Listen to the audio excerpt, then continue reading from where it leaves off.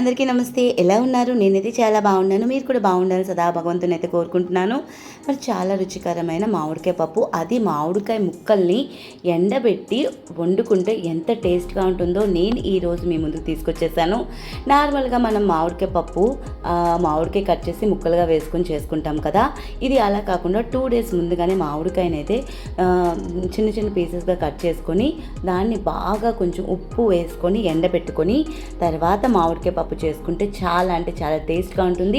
ఇది 1 or 2 days ముందుగానే మనం ఎండబెట్టుకోవాలన్నమాట. సో చూస్తున్నారు కదా, ప్రాసెసింగ్ అయితే స్టార్ట్ చేసేసాను. వీడియో ఎక్కడ స్కిప్ చేయకుండా చివరి వరకు చూస్తూనే ఉండండి.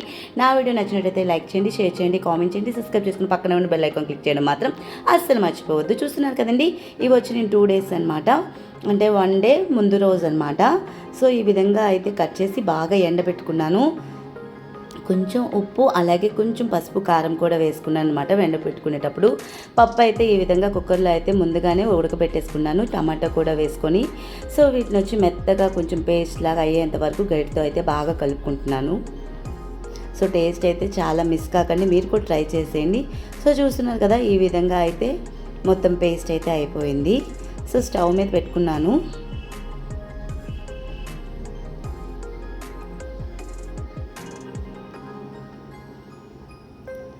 సో ఇప్పుడు వచ్చేసి ఆ మామిడికాయ తురుమంతా కూడా వేసేసుకుంటున్నాను. సో మామిడికాయ పప్పు పచ్చిగా ఉన్నప్పుడు ఒక టేస్ట్ వస్తుంది, ఇలా ఎండిన తర్వాత ఇంకో టేస్ట్ వస్తుంది.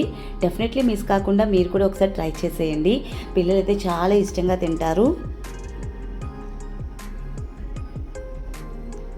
సో ఈ విధంగా అయిపోయిన తర్వాత వేసి కలిపాక రుచికి సరిపడా ఉప్పు, కారం, పసుపు 3 వేసుకుంటున్నాను.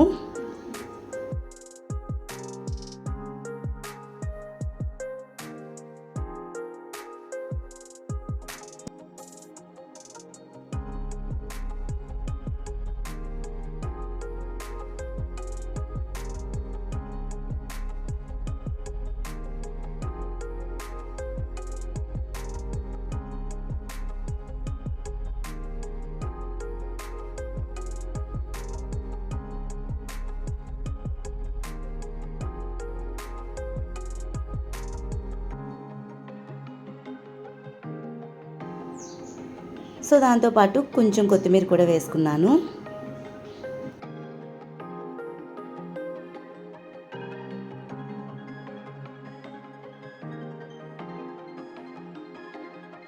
చూస్తున్నారు కదండి, లోపల ముక్కలు కూడా బాగా ఉడికిపోయాయి.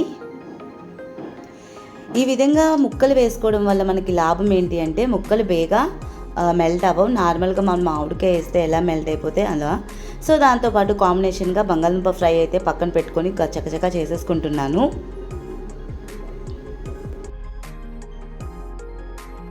ఆల్మోస్ట్ దగ్గరికి అయితే వచ్చేసింది పప్పు. సో చూస్తున్నారు కదా, మొత్తం ఉడికిపోయింది. సో పక్కనైతే పోపు కళాయి అయితే రెడీ చేసేసుకున్నాను. సో ఇకపోతే పోపు వేసేసుకొని పోపు అయిన తర్వాత పప్పులోకి మార్చేసుకోవడమే.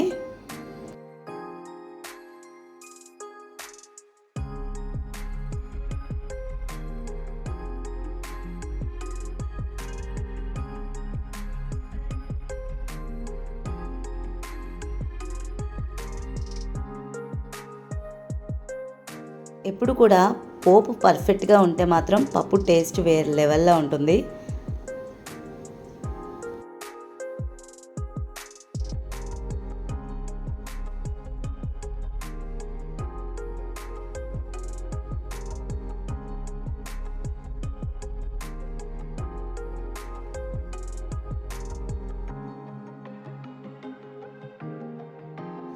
సో ఈ విధంగా మొత్తం అందులో వేసేసుకొని పోపు మొత్తం కలిపేసుకుంటున్నాను. కాసేపు మూత పెట్టుకొని తీసుకుంటే ఆ పోపు స్మెల్ అంతా కూడా పప్పుకి పడుతుంది. సో ఫ్రెండ్స్, చూసారు కదా, మొత్తానికైతే మామిడికాయ పప్పు కలర్ కూడా సూపర్ కాంబినేషన్లో వచ్చింది. సో ఇంకెందుకని చకచకా నేనైతే వేసేసుకున్నాను తినేద్దామనేసి. సో టేస్ట్ అయితే చాలా అంటే చాలా బాగుంది. సో ఈ విధంగా మీరు కూడా ఒకసారి ట్రై చేసి చూసేయండి, తప్పకుండా మీకు కూడా పర్ఫెక్ట్గా కుదురుతుందని నేను అనుకుంటున్నాను.